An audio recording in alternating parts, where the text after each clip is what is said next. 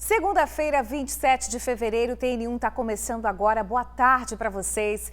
A gente já inicia essa edição falando de um crime bárbaro que aconteceu na Serra, viu? Uma comerciante foi morta a facadas depois de brigar com uma mulher. O motivo dessa discussão seria ciúmes, gente. Tá aí a foto da vítima. A repórter Manuela Machado vai explicar para a gente mais detalhes dessa história. Manu, boa tarde para você. Que tragédia, hein, minha amiga? Boa tarde, Bruna. Boa tarde a todos. Realmente uma tragédia movida e provocada, segundo testemunhas, por ciúmes. Ainda de acordo com testemunhas, a vítima tinha 48 anos, se chamava Adriana Aparecida e ela trabalhava há 5 meses como gerente em uma distribuidora de bebidas que fica em Balneário de Carapebus, na Serra. A suspeita é dona de um salão de beleza que fica na mesma avenida e as duas teriam se encontrado ontem pela manhã, por acaso, dentro da padaria. Essa padaria fica em frente à distribuidora de bebidas e ali começaram uma discussão. A Adriana foi ferida, foi esfaqueada e mesmo ferida, as duas ainda continuaram uma discussão na calçada. A Adriana segurava o ferimento, atravessou a rua e pediu ajuda aos colegas de trabalho. Só que meia hora depois, infelizmente, ela não resistiu aos ferimentos. E a suspeita ainda procurou a delegacia, prestou queixa, se passando por vítima. Vamos acompanhar esses detalhes na reportagem. Suspeita e vítima discutem na calçada. Adriana Aparecida Amaral, de 48 anos, já estava ferida. Ela tinha acabado de levar uma facada. A vítima ainda conseguiu atravessar a rua e entrar na distribuidora de bebidas, local onde era gerente há 5 meses. Logo ela cai e é amparada por colegas de trabalho. Segundo esse amigo, que estava ao lado de Adriana, a gerente morreu antes da chegada da ambulância. Já voltou daqui correndo, entrou dentro da loja já praticamente desfalecendo, caindo no chão. Eu que dei o suporte ali, tentando até a ambulância chegar. Ela não falou mais nada, ela tentou falar, eu acho que ela tentava chamar o nome do filho, tentar falar o nome de alguém, só que ela não conseguia falar, o olho dela estava só as lágrimas. Acabou que ela foi morrendo nos meus braços ali, ó. O crime aconteceu na manhã deste domingo na Avenida Augusto Ruski, em Balneário de Carapebus, na Serra. Segundo testemunhas, a confusão que começou aqui na padaria foi motivada por ciúmes. É que a suspeita, que tem um salão de beleza aqui na avenida, próximo da distribuidora, estava desconfiando que a vítima, que era gerente do local, estava tendo um caso com o namorado dela, que também é funcionário da distribuidora. Ciúmes. A maioria da parte, mais tudo que foi ciúmes. A mulher que namorava o rapaz ficou com ciúme da mulher, mas só que a mulher não tinha nada a ver na história. Não tinha nada com o cara? Nada a ver com o cara na história. Aí que ela, com os ciúmes dela, foi que veio o acontecimento. Depois do crime, a suspeita foi à delegacia de Laranjeiras, na Serra, e prestou queixa, se passando por vítima. Disse que havia levado uma facada no braço. De acordo com a polícia, o ferimento era leve e, no momento, eles ainda não tinham conhecimento do caso. A Polícia Civil já está com as imagens internas da padaria, que podem ajudar a elucidar o crime. Logo após o homicídio, Tânia foi ao local e lamentou a morte da amiga, que deixa 2 filhos. Muito extrovertida, muito brincalhona, simpática demais, sabe? Pessoa para mim assim, maravilhosa, sabe? Que eu tive um bom relacionamento com ela em questão de amizade, companheirismo. Ótima gerente, ajudava todo mundo ali, dava suporte a todo mundo, quem precisava, sabe? E foi coisa banal, não tinha necessidade de ter acontecido isso na vida dela não, cara.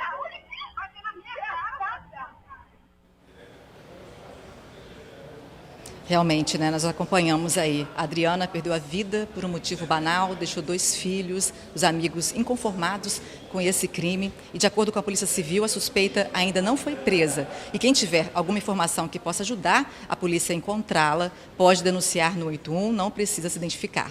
Eu volto com você, Bruna. E que não fique impune, né? Essa mulher tem que ser encontrada para responder na justiça pelo crime que ela cometeu. Um assassinato, né? A moça perdeu a vida aí por um motivo banal. Tragédia isso, Manu. Muito triste a gente acompanhar essas imagens. Amiga, obrigada aí pelas informações. Daqui a pouquinho você está de volta com a gente, Manu. Até mais. Olha, gente, uma paraquedista americana morreu depois de saltar de uma pedra a 800 metros de altura. Isso aconteceu em Castelo. A paraquedista americana, identificada como Kali Alicia, de 33 anos, teve problemas no equipamento conhecido como morcego. Ela caiu praticamente em queda livre na mata a uma altura de cerca de 800 metros. A atleta saltava da rampa do Cabrito, na área rural de Castelo. O resgate foi feito pela equipe do Notaer. Foi preciso um helicóptero para auxiliar nas buscas. Os militares só conseguiram chegar até o corpo da atleta com as equipes de rapel.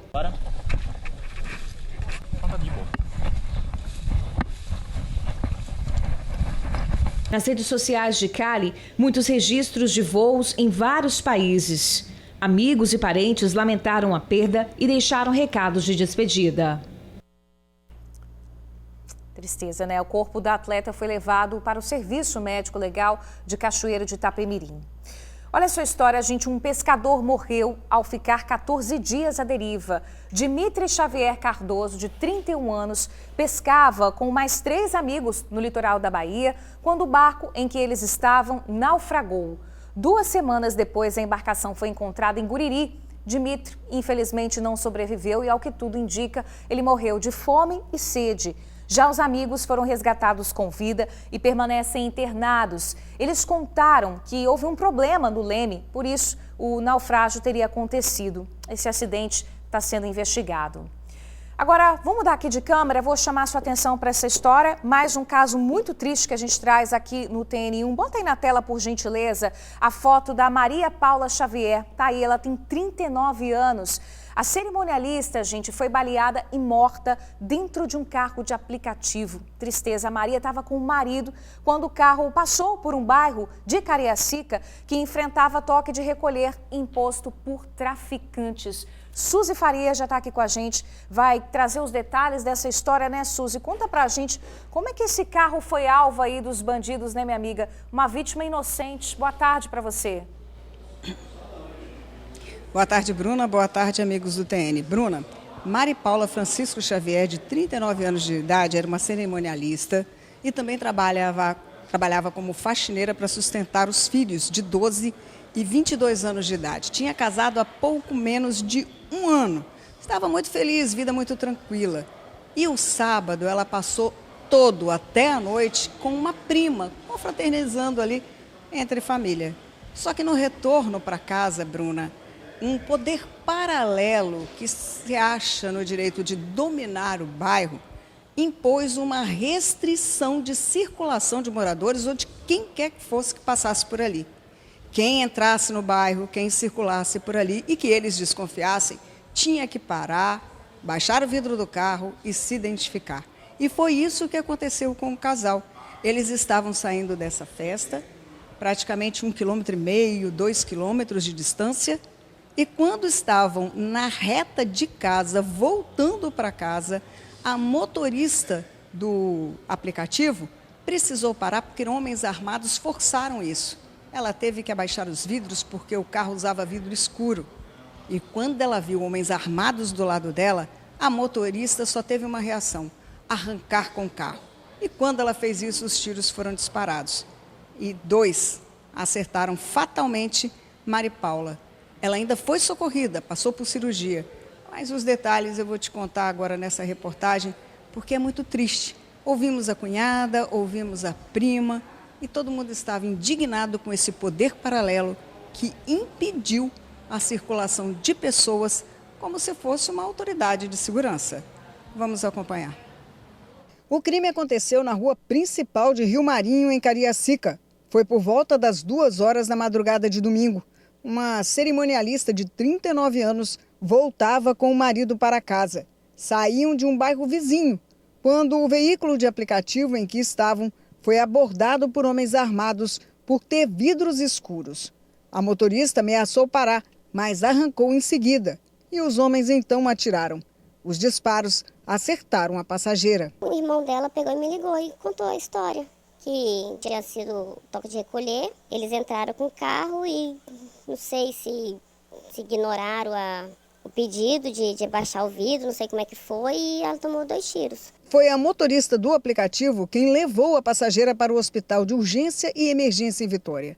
A vítima foi atingida por 2 tiros na cabeça. Passou por cirurgia de 4 horas, porque um dos projetis ficou alojado. É muito triste, sabe? Você é uma menina tão alegre.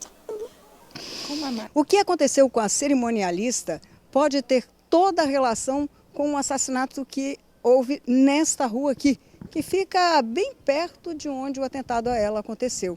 Por volta de 10h30 da noite de sábado, um homem de 33 anos foi assassinado com diversos disparos aqui na rua. A informação é de que os moradores, logo depois da morte dele, receberam, através das redes sociais, um recado que haveria um toque de recolher. Só que a vítima não sabia disso. A vítima tinha saído da casa da prima, onde passou o sábado numa confraternização familiar que varou a noite e madrugada. Ela estava lá se divertindo, postaram no status que estava todo mundo bem, todo mundo brincando, se divertindo. A morte de Emerson Popen Olímpio, de 33 anos, segundo moradores, pode estar ligada aos furtos que ele cometia na região e teria provocado uma vigilância do crime para a possibilidade de outros ataques dos rivais e acabou vitimando uma pessoa inocente. A gente está todo mundo chocado. Família toda está muito chocada. Essa bagunça de tráfico aí tá indo gente embora, gente inocente, trabalhador, entendeu? Que não tem vício, não tem nada.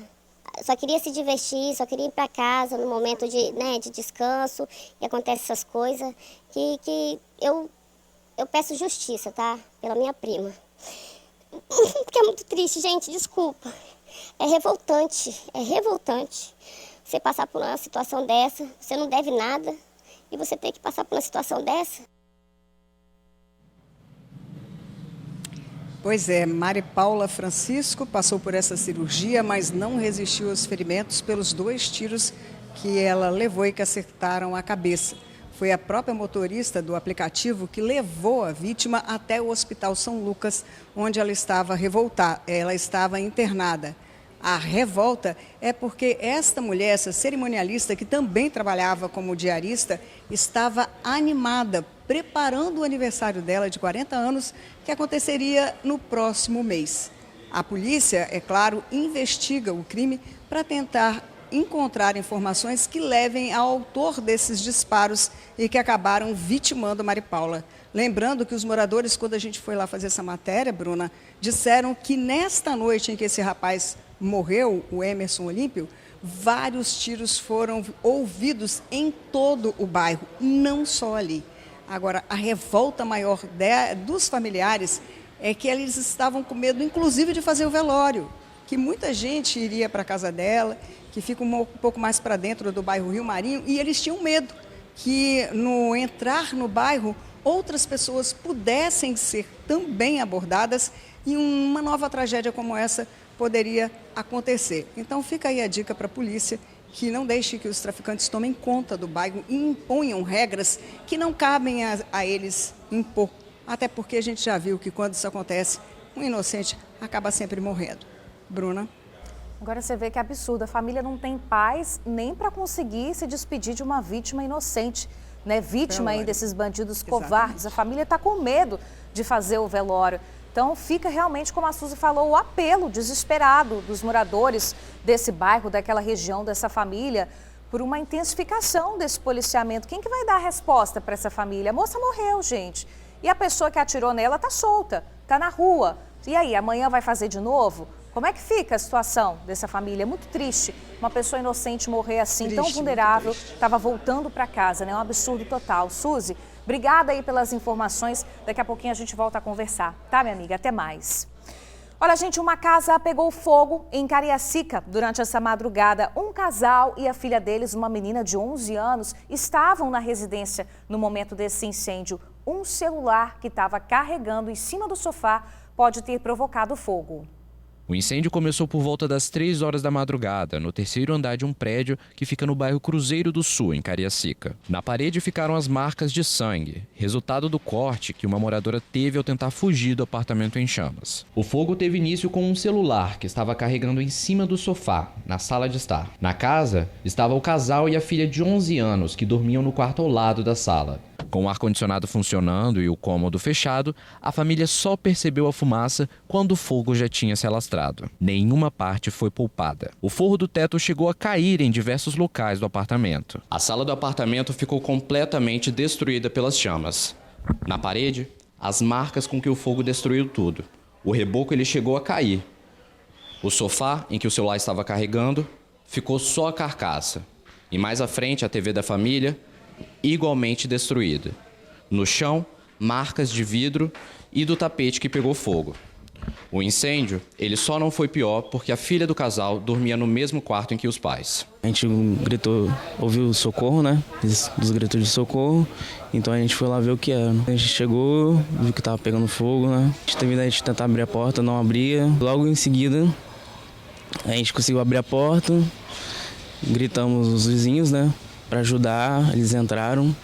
E todo mundo começou a tacar água.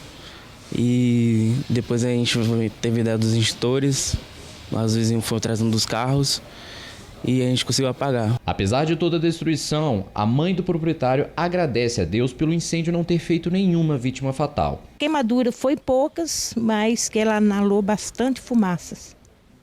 E tá as duas lá no hospital. Está muito triste, não é fácil não. É muito triste, mas bem material a gente consegue, né? E graças a Deus que as vidas Deus nos deixou. É triste mesmo, né? Destruiu a casa dessa família praticamente toda. Bom, a família não solicitou a perícia para o Corpo de Bombeiros. Gente, vamos mudar aqui um pouquinho de câmera, trazer outro assunto para vocês, muito importante também, porque é o seguinte: policiais penais vão trabalhar com câmeras corporais. Esse equipamento que fica na farda deve trazer mais seguranças nos presídios de todo o estado. Manuela Machado já está por aqui, de volta com a gente, vai falar sobre essa nova tecnologia. Manu, nem todos os policiais penais vão trabalhar com essa câmera, não é mesmo? É com você, minha amiga. Isso mesmo, por enquanto não. A primeira fase, mas na segunda fase a expectativa é que todos os policiais penais usem o equipamento. Nós vamos mostrar agora. O Ricardo e o Ronaldo já estão aqui mostrando todo o uniforme dos policiais penais e como que será esse equipamento, né? Que vai ficar bem na frente aqui da farda deles para mostrar realmente o que está acontecendo e que, se caso acontecer alguma ocorrência, eles têm como se defender, mostrar realmente nas imagens o que aconteceu. E quem vai esclarecer para a gente é o secretário André Garcia, que é secretário de Estado de Justiça aqui do Espírito Santo. Secretário, por enquanto, então, são quantos policiais federais que vão usar esse equipamento? São todos os policiais penais que trabalham como chefes de equipe e nos grupos de intervenção, como é o caso aqui, por exemplo, dos policiais Ricardo e Ronaldo, né? E a importância, né, desse equipamento, dessas imagens? A importância é grande, tanto sob o ponto de vista operacional do dia a dia, que você confere mais transparência, segurança para o policial penal que está atuando, para que eventualmente denúncias vazias que são feitas possam ser esclarecidas rapidamente, para o treinamento também das intervenções que são feitas, o aprimoramento das ações que são feitas dentro e fora do sistema também, com as tarefas que são feitas de escolta, de eventuais recapturas de presos. Você falou de denúncias. Quais são as denúncias mais comuns? Relacionado à atuação dos policiais, há muitas denúncias que muitas vezes apuramos em que a atuação proporcional da força, com denúncias de tortura ou de excesso de força, que a gente vai esclarecer certamente através das imagens e mostrar que, no geral, a atuação do policial penal aqui no Espírito Santo é pautada pela legalidade e pelo respeito aos direitos fundamentais. E essa é a primeira fase.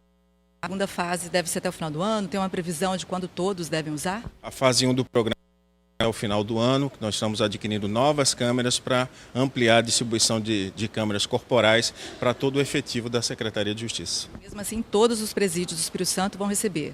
Hoje, em todos os turnos de trabalho, sempre haverá um chefe de equipe com a câmera funcionando. Um projeto de vocês do governo do estado, baseado também num projeto do governo federal, não seria isso? Exato, há um estímulo do governo federal, o governador Renato Casagrande também tem estimulado o uso de tecnologia no nosso serviço e, portanto, nós vamos trabalhar com as câmeras corporais e a revitalização de todo o sistema circuito fechado de TV das unidades prisionais capixabas. Você falou também que o equipamento também deve ser moderno. Por enquanto, ainda não é, porque ele não funciona 24 horas, mas a tendência é melhorar também o equipamento.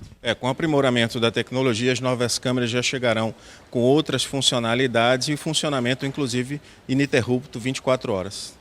Obrigada, secretário. Reforçando, alguns guardas municipais já usam esse equipamento e também a PRF deve usar esse equipamento. Deve ter interesse nesse projeto do governo federal. E aqui, lembrando que dessa polícia daqui penal é um projeto do governo estadual que já vai começar em breve. Volto com você, Bruna. Tá certo, Manu. Mais tecnologia que traz mais segurança, né? Importantíssimo. Valeu, obrigada aí pelas informações. Agradeço também aos policiais e ao secretário. Olha, gente, um foragido da Justiça de Minas Gerais furtou a ambulância do posto de saúde de Marechal Floriano, região serrana do estado. É o seguinte, ele disse que era um motorista novo, pegou a chave e foi embora, tranquilamente. Mas ele acabou preso ao passar pela BR-101 na Serra.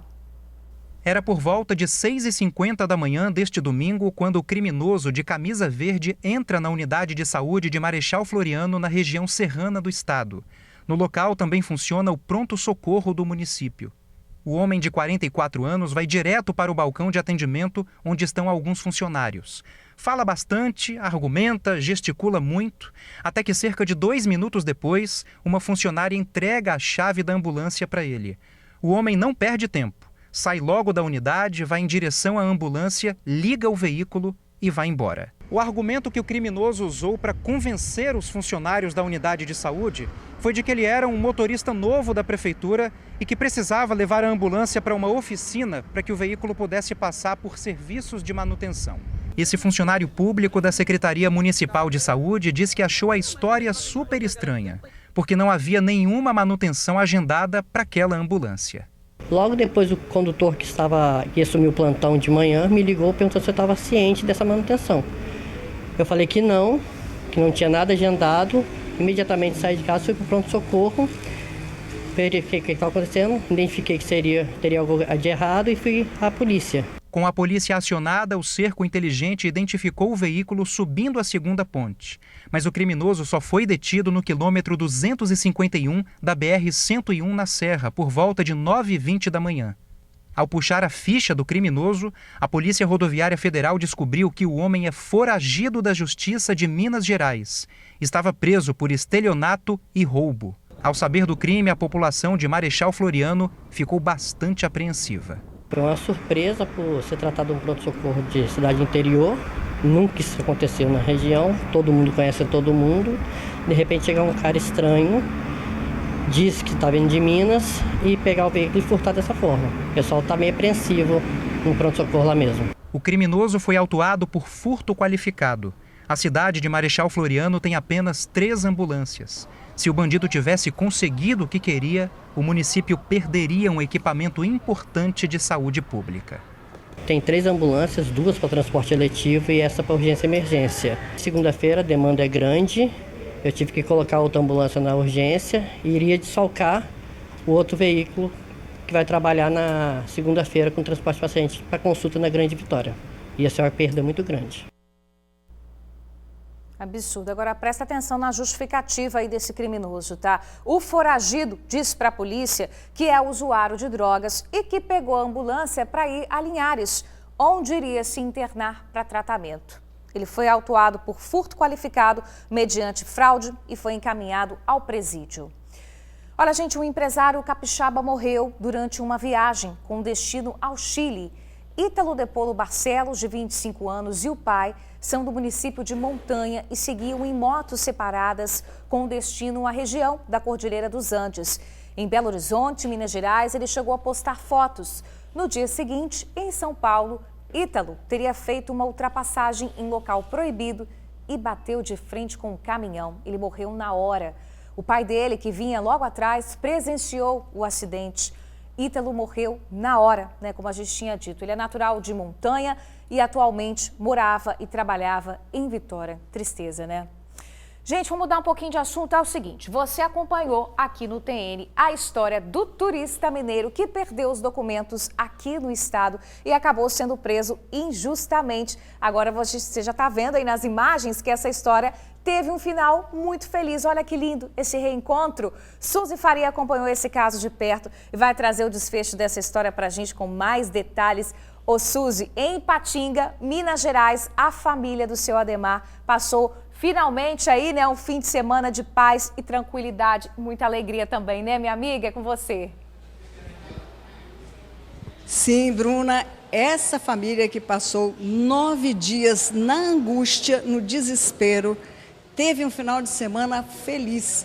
Isso porque o seu Ademar, corrigido o erro que cometeram com ele, foi solto na sexta-feira, como nós vemos aqui em primeira mão, né?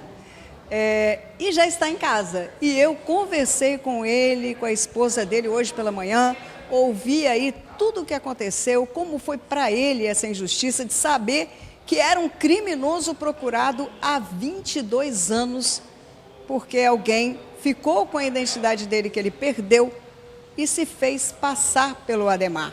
Mas eu não quero dar spoiler, não quero me alongar, eu quero que você que está em casa e que acompanhou com a gente na sexta-feira, acompanhe esse desfecho agora e fique tão satisfeito como nós ficamos com o resultado dessa situação. Vamos acompanhar a matéria.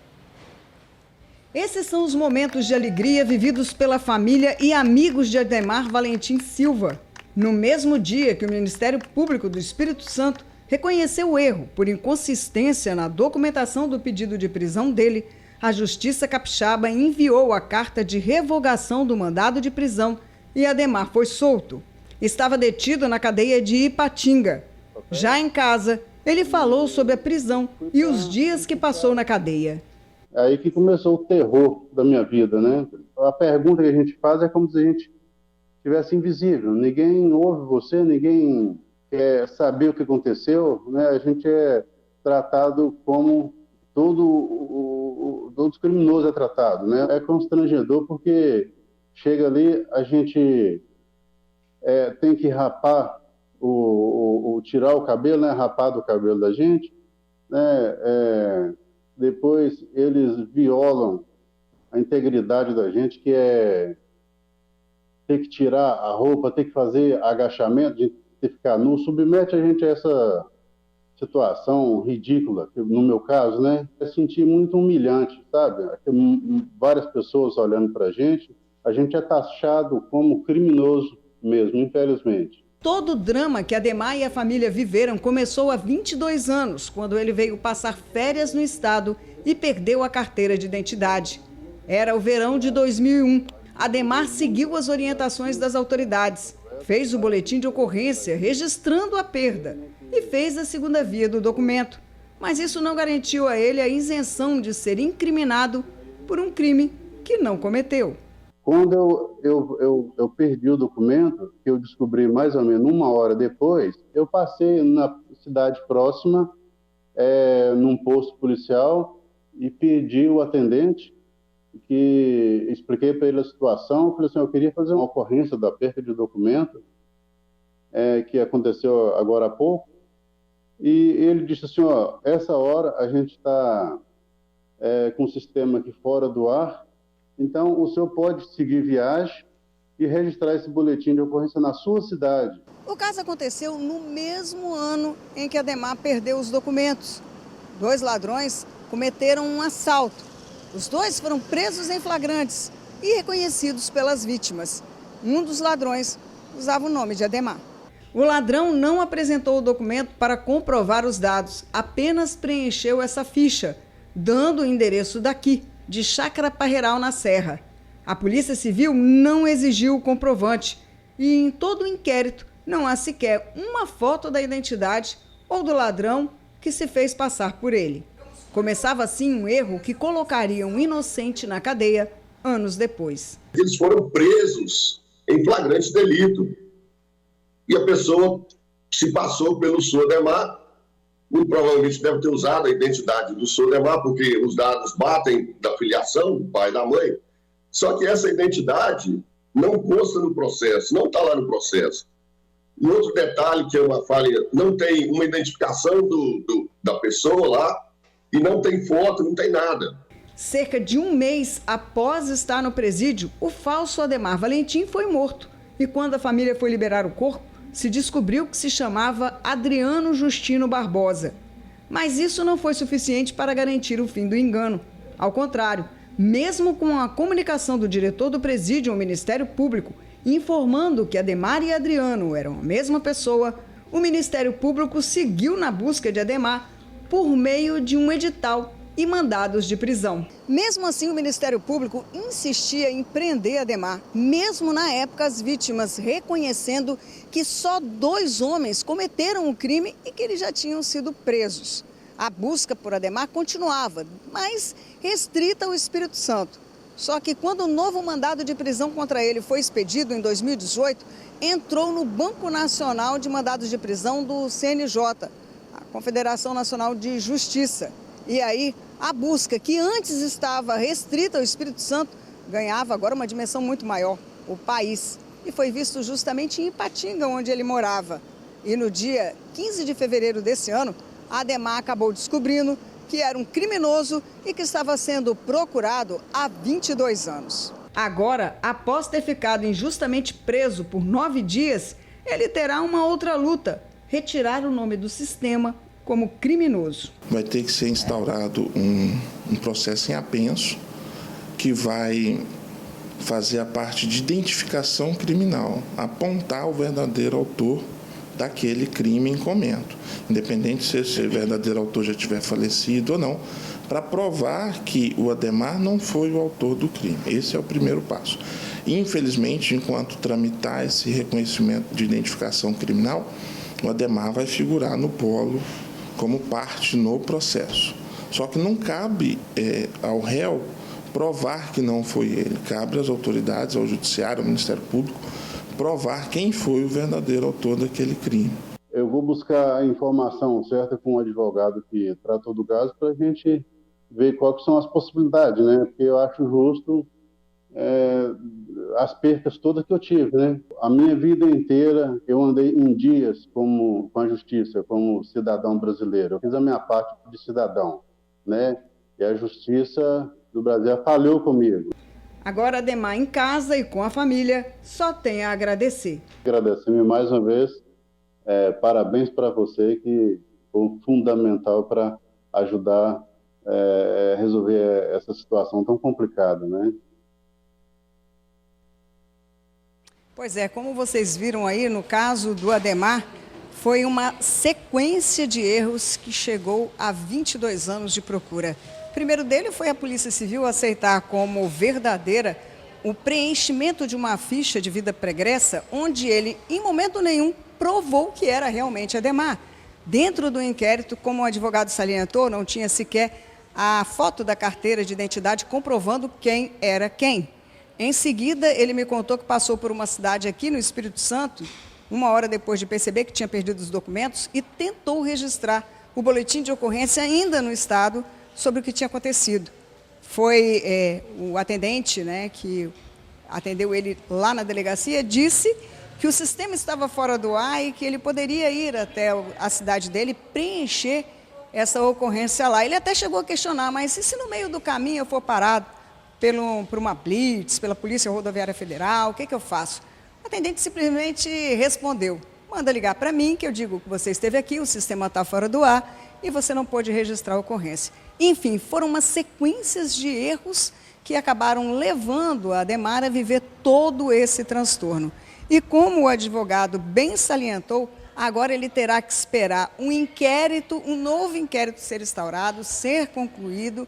Ele até usou o termo, Bruna, que seria uma sentença absolutória, se eu não estou enganada, em que o juiz determina que realmente, diante de todas as evidências, Ademar não cometeu crime nenhum, e aí o nome dele é retirado do sistema. Até lá, fica nessa situação, como vocês já viram, ele enfrentando ainda o fato de ter o nome como um criminoso, de um crime que ele não cometeu. Mas a gente fica feliz de ter feito o nosso trabalho, né? A nossa produção se empenhou muito em ver um desfecho tão feliz como esse, de saber que em pouco tempo ele acabou sendo liberado de uma injustiça que cometeram contra ele.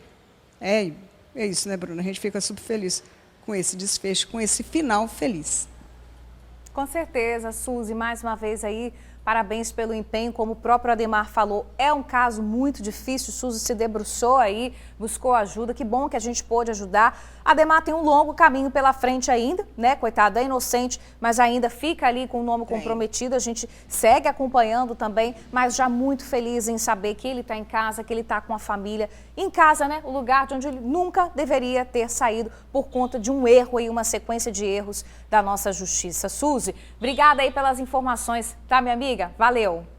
Olha só, vamos falar de vacinação, porque é o seguinte, o estado começou a vacinar com a vacina bivalente da Pfizer contra a Covid-19. As doses serão destinadas ao reforço dos grupos prioritários. Vamos conversar com o repórter Luciano Rossetti. Luciano já está por aqui. Lu, meu amigo, a gente está vendo aí que já tem vacina, você está em Vila Velha. Para quem está em casa e é da faixa etária, já pode marcar a vacinação? Boa tarde para você.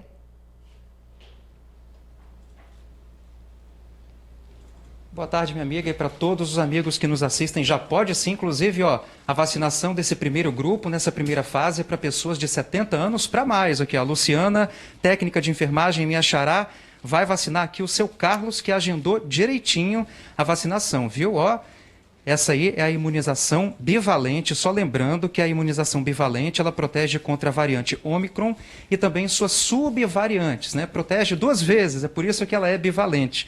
Ô, seu Carlos, só para aproveitar esse momento, segura aí, vacinou, tá tranquilo, protegido mais ainda. Boa tarde, né? Toda certeza. Muito bem.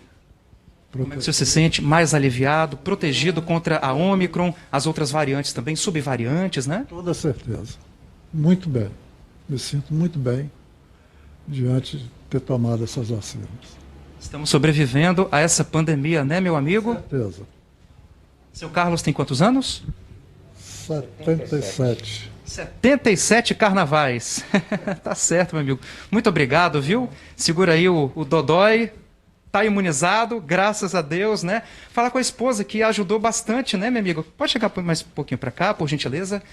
O nome da senhora? Guaciara. Guaciara. Vocês agendaram direitinho na internet, deu tudo certo? Tudo certo, sem nenhum problema, sem nenhum contratempo. Foi muito rápido e estamos aqui muito felizes, porque todos têm que se vacinar.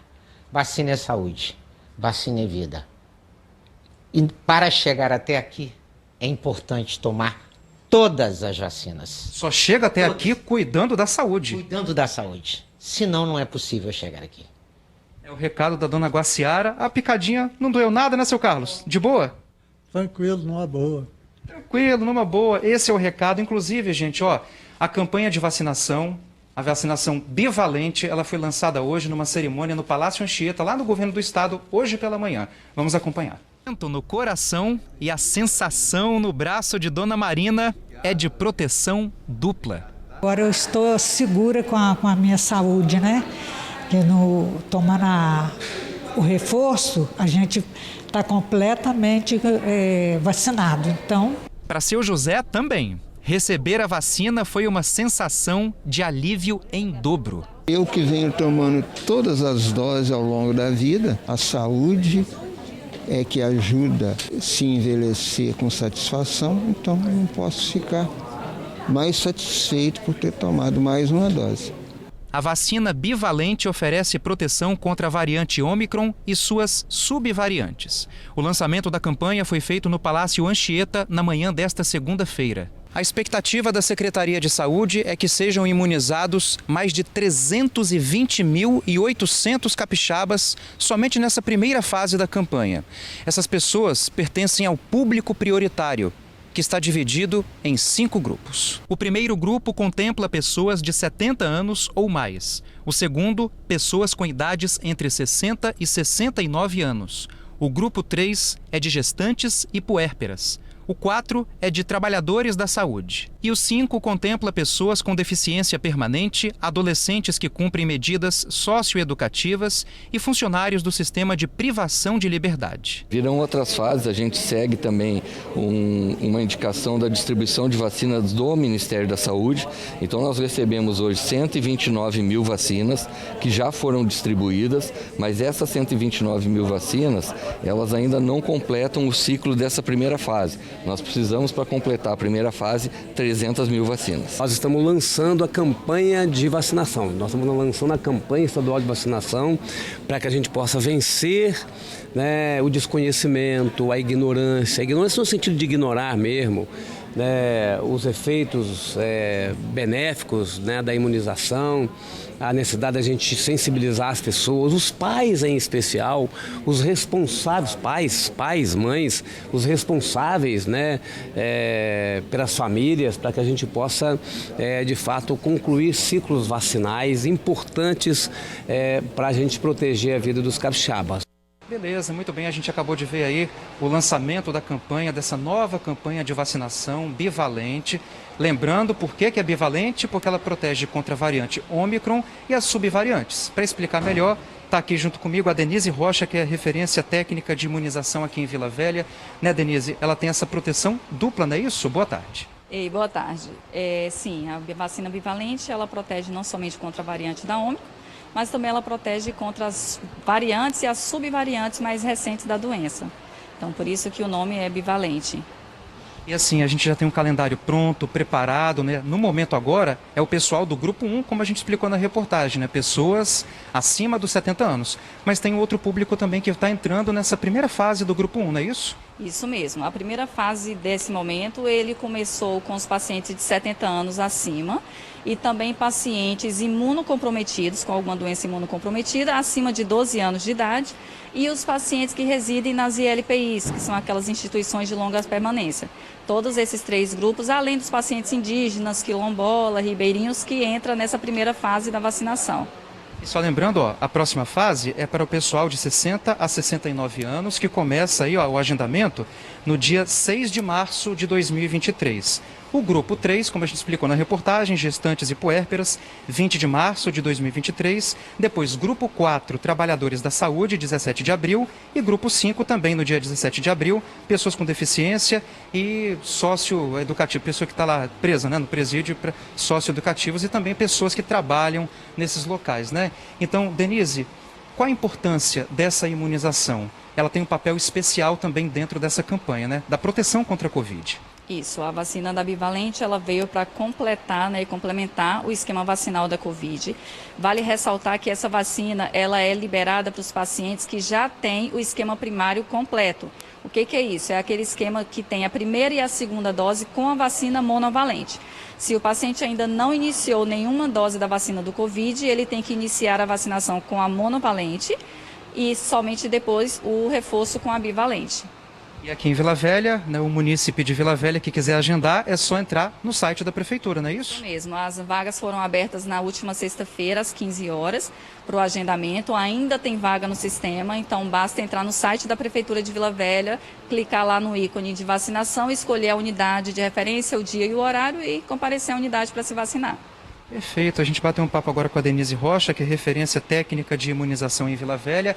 É fazer o que a Denise falou e o que o seu Carlos fez também, como a gente mostrou na primeira parte do Vivo, né? Entra lá no site, agenda e venha se imunizar. Dose bivalente da Covid, não perde não, viu? Bruna, volto com você. Obrigada, Luciano. Informação aí importantíssima. Quem já está na faixa etária, entra lá para garantir o reforço da vacina, ficar com tudo completinho, né, meu amigo? Obrigada aí pelas informações, Lu. Valeu, bom trabalho para você. Vamos fazer o seguinte, mudar um pouquinho de assunto. Bora ao vivo para o CRAS de Porto Novo, em Cariacica. Para muita gente, o ano já está começando hoje, né? Só está começando hoje. É o seguinte, Matheus está por lá, nosso repórter, porque tem ação com ofertas de emprego. São quase 700 oportunidades, então fique ligado. Você aí de casa que está precisando voltar ao mercado de trabalho. As informações o Matheus vai passar completinhas agora para a gente. Matheus, são vagas aí para diferentes áreas, né, meu amigo? Boa tarde para vocês. É isso mesmo, são mais de 700 vagas em diversas áreas, como logística, supermercadista, comércio, indústria. Assim, são vagas para diferentes níveis, do nível médio ao nível superior, com experiência, sem experiência. E para conversar comigo sobre esse assunto, eu estou com a secretária de Assistência Social aqui da Prefeitura de Cariacica, a Daniele Lírio. Boa tarde, Daniele, tudo bom? Boa tarde, Matheus, joia. Daniele, conta pra gente um pouquinho sobre o programa Agência Social, como é que ele funciona, com qual recorrência, quais documentos são necessários. Então, a gente está nessa parceria com duas secretarias daqui de Cariacica, a Secretaria de Assistência, Secretaria de Desenvolvimento Econômico, Para quê? Para trazer a Agência do Trabalhador para o CRAS, porque aqui é o lugar onde tem as pessoas com maior demanda de vulnerabilidade social e a gente precisa chegar com emprego até essas pessoas, já que a gente tem na Agência do Trabalhador do município de Cariacica. E assim, basta você ter a carteira de trabalho, né, o necessário. Com a carteira de trabalho você vem aqui, você faz o seu cadastro. E me conta um pouquinho sobre como é que é esse processo do cadastro, como é que funciona. Então, basta você vir aqui com a sua carteira de trabalho, a gente está rodando por todos os CRAS do município, né? Às vezes você está ansioso, hoje aqui no CRAS de Porto Novo, quando vai ser no CRAS da minha região, já rodamos por 3 CRAS do município, todos os meses vamos estar num CRAS diferente, então fique atento ao nosso site da Prefeitura de Cariacica para ver quando estaremos na sua região. E com certeza, temos muitas vagas, daqui a pouco o Joey vai conversar com vocês também, e essas vagas estão disponíveis, então venha até o CRAS de Porto Novo, hoje até às 15 horas, traga a sua carteira de trabalho e com certeza vai ter uma vaga aqui te esperando. E para conversar com a gente também está aqui a Miriam, que hoje ela veio tentar uma vaga aqui, né, Miriam? Conta pra gente há quanto tempo você está tentando achar uma vaga de emprego e como é que você está fazendo durante esse período? Primeiramente, boa tarde. Eu também quero agradecer ao prefeito Euclério Sampaio por essa oportunidade que ele está dando ao nosso município, né, na região 1. Então, eu vim aqui em Porto Novo hoje à procura de uma vaga. Já estou sabendo que eu vou receber uma carta na minha área, né, que é a logística. Então, tem 2 anos e eu estou assim, procurando e eu acho que hoje eu consegui. E como é que você está fazendo durante esse período? Olha, eu faço faxina, eu procuro alguma coisa para fazer para manter, porque não tem como, né? Tá difícil a vida. É isso aí, mas assim como a Miriam, vai dar tudo certo para a Miriam hoje, ela vai sair com a carta dela. E assim, se você está procurando emprego, vem aqui no CRAS de Cariacica, que até às 15 horas estão ocorrendo atendimentos. Eu volto para você agora, Bruna. Tá certo, Matheus. Obrigada aí pelas informações. Para quem está em casa, então, muita gente por ali já procurando, mas dá tempo, até às 3 horas da tarde, leva seus documentos, sua carteira de trabalho, para você tentar encontrar uma vaga que se encaixa ali do seu perfil. Matheus, obrigada aí pelas informações, meu amigo, valeu, até mais. Olha, gente, domingo teve panelaço contra a fome. O ato marcou a abertura da campanha da Fraternidade deste ano, que traz o combate à fome como tema principal. A tarde de domingo foi de panelaço. A campanha da Fraternidade 2023 tem o tema Combate à Fome. Fiéis de comunidades católicas de toda a Grande Vitória lotaram o ginásio Dom Bosco, na capital. Para pessoas conscientizar que precisa de pessoas para poder alimentar os outros. Estou feliz de participar. Só tem quase 3 anos que a gente não participava por causa da pandemia, né? O evento contou com a presença do governador Renato Casagrande e outras autoridades políticas. A campanha Paz e Pão é uma iniciativa da Arquidiocesana Permanente contra a Fome e pela Inclusão Social. Todo ano, né, a igreja, ela abre a quaresma com uma proposta, né, de política pública. Então, nesse momento, nós estamos vivendo uma situação de fome no Brasil. Então, por isso, a igreja, ela tem essa proposta de convocar todos. O Brasil retrocedeu muito nos indicadores de enfrentamento à fome e à pobreza nos últimos anos. Então, nós voltamos aos índices da década de 80. Então, mais do que nunca, a gente precisa refletir sobre esse problema que afeta toda a sociedade. Mais de 1000 comunidades católicas devem ser contempladas pela campanha aqui do estado. Pausa rápida e no retorno do TN1 a gente vai saber dos bombeiros capixabas que voltaram da missão humanitária na Turquia. Não sai daí não, a gente já volta. TN1 de volta. Bombeiros capixabas voltam de uma missão humanitária que chocou o mundo, né? A tragédia na Turquia. 6 militares ajudaram no resgate das vítimas do terremoto. Essa missão contou também com a ajuda muito importante, a Cadela Case. Luciano Rosetti vai contar todos os detalhes para a gente desse retorno dos militares. Foram 18 dias na Turquia. No total, 12 vítimas localizadas pela Força Tarefa Brasileira, 5 delas encontradas pela equipe capixaba do Centro Especializado de Resposta a Desastres. Esses foram os números dos bombeiros capixabas que atuaram na Turquia. Os capixabas que presenciaram e conseguiram, juntamente com outras equipes turcas, a gente conseguiu extrair essas vítimas aí com bastante dificuldade, questão das lajes, muitas lajes foram retiradas, utilizando equipamentos pesados, guindastes. Fora isso, a gente tem 7 pessoas que foram indicadas, vítimas fatais, pela cadela Case. E essas 7 foram recuperadas por outras equipes do mundo, né? Assim que a gente chegou, a gente esperava o que a gente ia encontrar, né? Porque uma ocorrência de uma vítima em estruturas colapsadas, nós tivemos históricos aqui no estado, mas não nessa grandiosidade, nesse tamanho. Então a gente via muitas reportagens e ouvia falar que cidades foram arrasadas, e é exatamente isso que a gente encontrou. A gente passava em bairros, os bairros não tinham energia elétrica, não tinham água, comércio fechado, as casas vazias porque as pessoas tiveram que sair do local, os prédios, na primeira localidade, né, os prédios, a gente não via nenhum tipo de estrutura em pé ainda, estava tudo caído. O terremoto que ocorreu no dia 6 de fevereiro deixou mais de 50 mil mortos na região central da Turquia e no norte da Síria. A equipe de bombeiros capixabas encontrou devastação, bairros inteiros destruídos e a receptividade do povo local, apesar da tragédia. O povo turco nos abraçou. A todo momento que a gente fazia descansos nas operações, entendeu? A gente montava um palco de ferramenta com todas aquelas ferramentas que estão ali à frente, né? Câmara de inspeção, câmara de DEUSAR, e ali a gente fazia o descanso, e a todo momento eles vinham servir alguma coisa para a gente, algum chá, algum café, água. No trabalho de encontrar as vítimas, equipamentos de tecnologia de ponta foram utilizados. Você está vendo aqui a quantidade imensa de equipamentos que a equipe capixaba usou lá na Turquia, né, Cabo Vicentini?